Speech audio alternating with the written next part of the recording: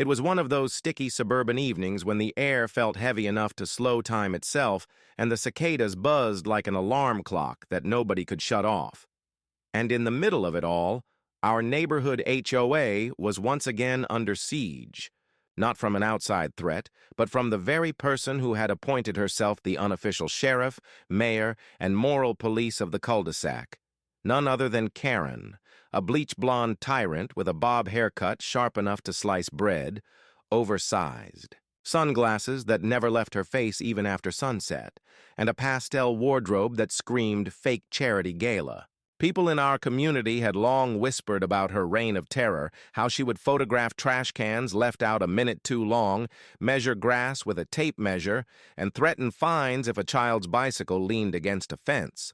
But nobody realized just how far she would go until that Thursday when the Amazon delivery van pulled into Maplewood Court and a quiet driver named Julio stepped out with 3 brown boxes in his arms. Julio was new, soft-spoken, mid-30s, with a Dodgers cap pulled low and the kind of patience you only get from delivering packages through Los Angeles traffic. But patience alone couldn't save him when Karen spotted him from her porch like a hawk zeroing in on prey.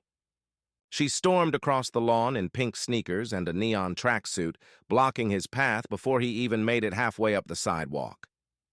"Excuse me," she snapped, holding out her palm like a traffic cop.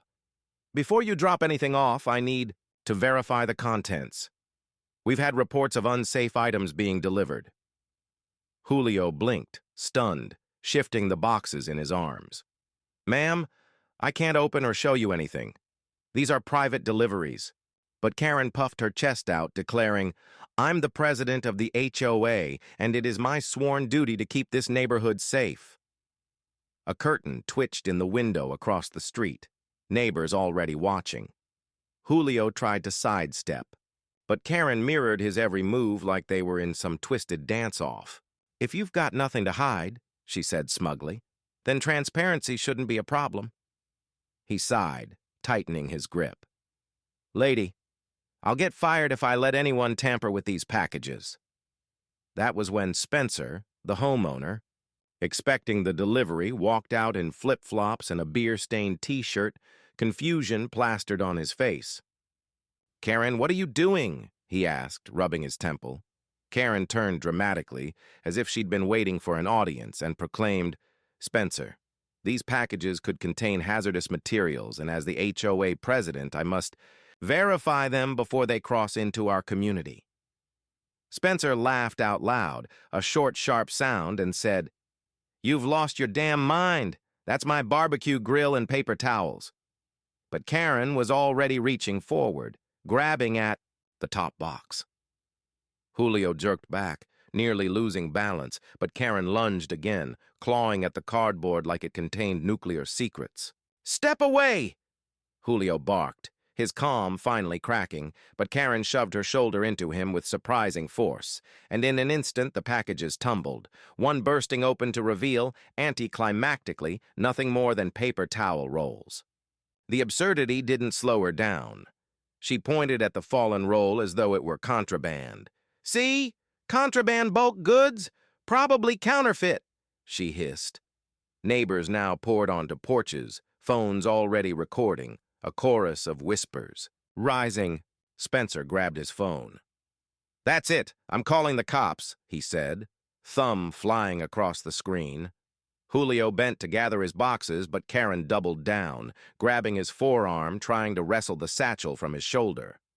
The driver stumbled, hitting the pavement with a grunt, boxes scattering again. A collective gasp echoed down the street. "That's assault!" Julio snapped, clutching his wrist. By the time red and blue lights flashed at the end of the cul-de-sac, half the neighborhood had their cameras trained on the scene. Karen froze mid-rant, her oversized shades reflecting the oncoming cruiser. "This is HOA business," she sputtered, as the officers approached, but they weren't buying it. One female officer barked, "Step back, ma'am," while another helped Julio to his feet. Spencer shoved his phone into their hands, already queued up to the recording of Karen's shove, while 3 neighbors offered to email their ring footage. Within minutes, Karen was cuffed, sputtering about terrorists hiding in cardboard boxes, and shoved into the back of the cruiser while the neighborhood watched from their lawns, some shaking their heads, others straight up cheering. That night, the footage hit Facebook, then TikTok, edited with circus music, racking up views faster than wildfire. Headlines exploded. HOA president attacks delivery driver over paper towels. By morning, Karen's mugshot was plastered everywhere, her bob looking limp under the fluorescent jail lights. The fallout was nuclear. Amazon corporate filed an official complaint. The delivery driver lawyered up citing back injuries, and the HOA board scrambled like rats off a sinking ship. At an emergency meeting, half the members resigned on the spot.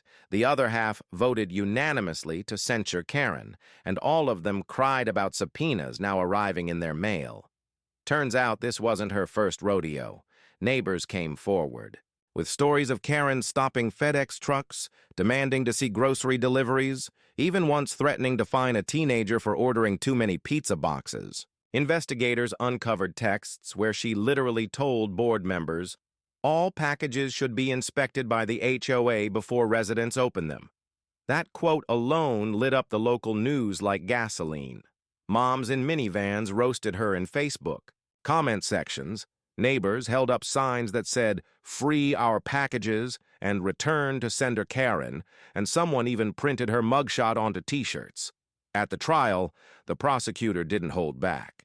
With multiple recordings, Julio's medical documents and statements from terrified neighbors, the case was airtight. Karen sat in court, roots grown out, a beige blazer wrinkled from too many nights in holding, still muttering about cover-ups and national security. The judge leaned forward, incredulous, and said, "You abused your position in a homeowners association to commit assault and obstruction of commerce. That is not only unlawful, it is absurd." He sentenced her to 6 years in federal prison, plus $95,000 in damages. She wailed about conspiracies as she was let out, claiming the packages contained proof of government corruption. Nobody believed her. Not even her own lawyer looked convinced. Her house went up for auction, neighbors dragging lawn chairs to watch strangers buy her furniture. In the ultimate twist of poetic justice, Julio himself showed up at the auction, bidding $5 for her old HOA gavel. He twirled it in his hand and said, loud enough for everyone to hear, "Looks like I deliver karma, too." The crowd roared with laughter, lemonade cups raised like champagne flutes. In the aftermath, the HOA held new elections.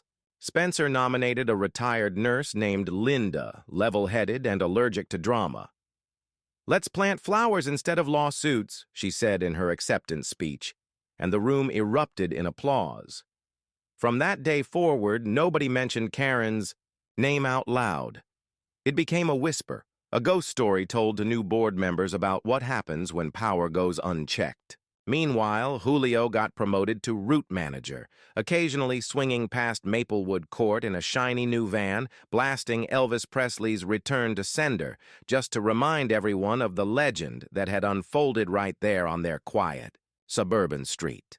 And so the story lived on, a cautionary tale etched into HOA lore, proof that no one, not even the self-proclaimed queen of cardboard boxes, is above the law.